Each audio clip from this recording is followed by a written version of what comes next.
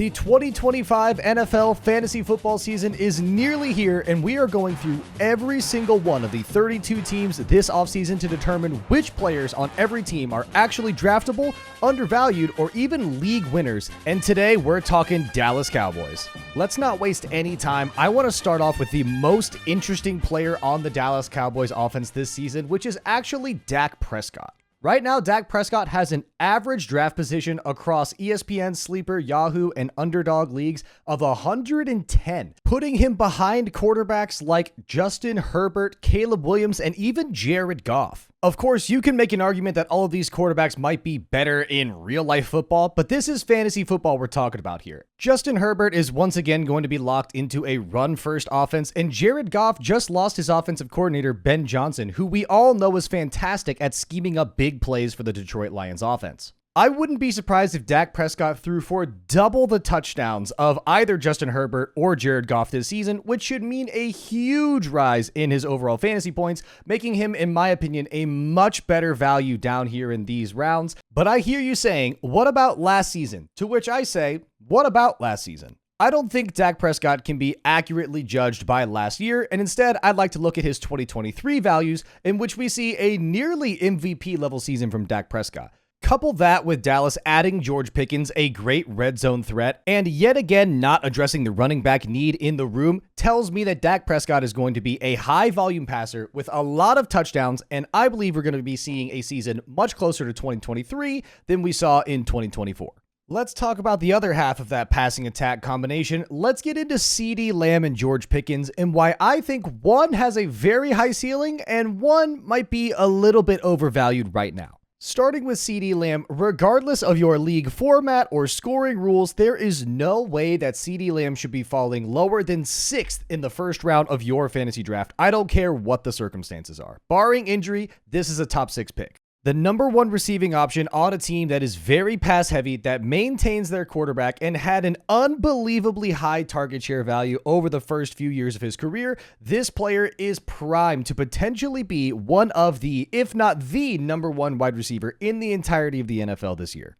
I still believe that Ceedee Lamb is going to get schemed open far more frequently than George Pickens because of his skill set and his route running ability, and I believe that you are going to see Ceedee Lamb potentially be the number one most targeted player in the NFL this year, despite the fact that they've added another fantastic wideout on the outside. Ceedee Lamb is absolutely worthy of your second pick if you have it. I would still take Jamar Chase over him, but if you are sitting there looking at Ceedee Lamb or Justin Jefferson and you want a wide receiver, I would wager that Ceedee Lamb with the steady quarterback play of Dak Prescott as opposed to a new, essentially rookie quarterback of JJ McCarthy, I think Ceedee Lamb is more set up for success in this year than Justin Jefferson. I would have him as my wide receiver 2 going into this season. George Pickens, on the other hand, I'm not as high on as some others might be. Pickens currently has an ADP of 58, putting him alongside wide receivers like Jalen Waddle, Ted McMillan, Travis Hunter, and Calvin Ridley. And honestly, I like a few of these receivers more than I do Pickens in this range.